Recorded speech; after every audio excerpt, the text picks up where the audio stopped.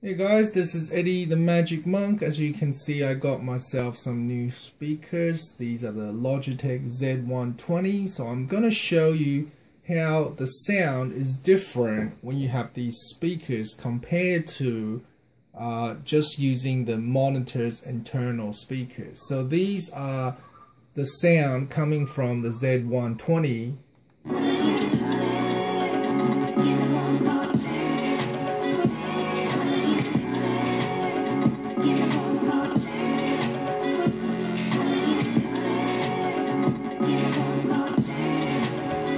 Alright, now I'm going to show you what it sounds like from the internal speakers.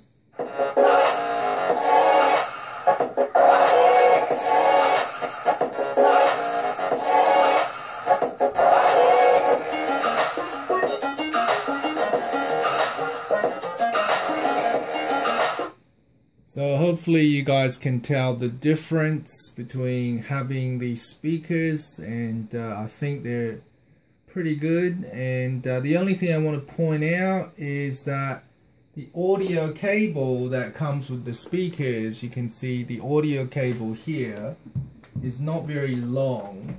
So let's just see how long it is with a ruler, with a measuring tape.